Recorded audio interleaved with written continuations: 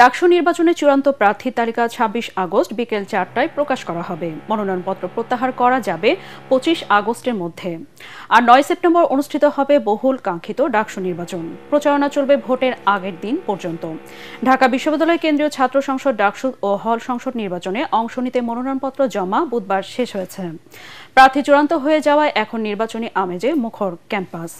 এক ব্রিফিংয়ে প্রধান রিটার্নিং কর্মকর্তা অধ্যাপক মোহাম্মদ জসিমউদ্দিন জানান, ডাকসুর কেন্দ্রীয় সংসদের ২৮ পদে মোট ৫০৯টি মনোনয়নপত্র জমা পড়েছে।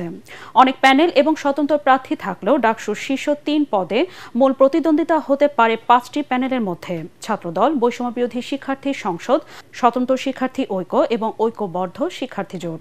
বৈষম্যবিরোধী আন্দোলনের অনেক পরিচিত মুখ রয়েছে এসব প্যানেলে। গতকাল প্যানেল ঘোষণা করেছে জাতীয়তাবাদী ছাত্রদল, বৈষম্যবিরোধী শিক্ষার্থী সংসদ এবং বামপন্থী ৩ সংগঠনের যৌথ প্যানেল অপরাজয় ৭১, অদম্য ২৪।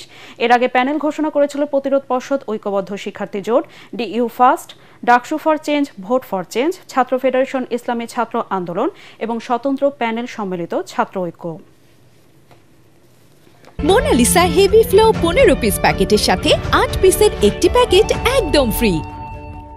জাহাঙ্গীরনগর বিশ্ববিদ্যালয় কেন্দ্রীয় ছাত্র সংসদ ডাকসু ও হল সংসদ নির্বাচনের মনোনয়নপত্র সংগ্রহ ও জমাদানের আজ শেষ দিন।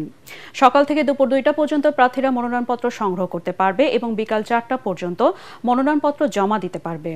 নির্বাচন কমিশনের সদস্য সচিব ও প্রক্টর AKM রাশিদুল আলম জানিয়েছেন, গত ২ দিনে ৮৭ জন ফর্ম নিলেও জমা দিয়েছে মাত্র ৪ জন।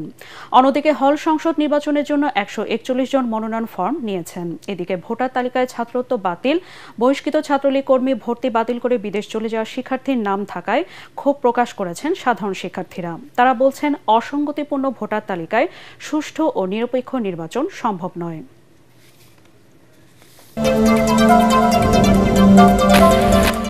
মুন্সিগঞ্জের শ্রীনগরে ঢাকা মাওয়া এক্সপ্রেসওয়েতে একটি প্রাইভেট কার উল্টে ৩ জন নিহত হয়েছেন। আহত হয়েছেন আরও একজন। ভোর ৬টার দিকে শ্রীনগর উপজেলার ১৬ঘর যাত্রী ছাউনি এলাকায় এই দুর্ঘটনা ঘটে। শ্রীনগর হাইওয়ে পুলিশ ও ফায়ার সার্ভিস জানায়, মুন্সিগঞ্জের মাওয়া এলাকা থেকে একটি প্রাইভেট কার ঢাকার দিকে যাচ্ছিল। পথে শ্রীনগর উপজেলার ১৬ঘর এলাকায় প্রাইভেট কারের চাকা ফেটে নিয়ন্ত্রণ হারায় চালক। এ সময় সড়ক বিভাজকের সঙ্গে ধাক্কা লাগলে ঘটনাস্থলেই ২ জন নিহত হন।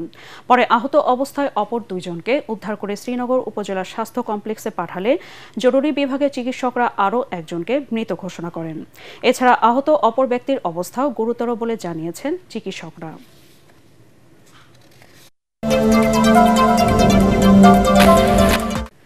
সরকারি সফরে চীন গেলেন সেনাবাহিনী প্রধান জেনারেল ওয়াকারুজ্জামান। এ সফরে তিনি চীনের সামরিক ও বেসামরিক উচ্চপদস্থ কর্মকর্তাদের সাথে সৌজন্য সাক্ষাৎ করবেন। এছাড়াও সামরিক বাহিনীর সংশ্লিষ্ট দ্বিপাক্ষিক সহযোগিতা উন্নয়নের জন্য মতবিনিময় করবেন। সফর শেষে সেনাবাহিনী প্রধান আগামী ২৭ আগস্ট দেশে প্রত্যাবর্তন করবেন।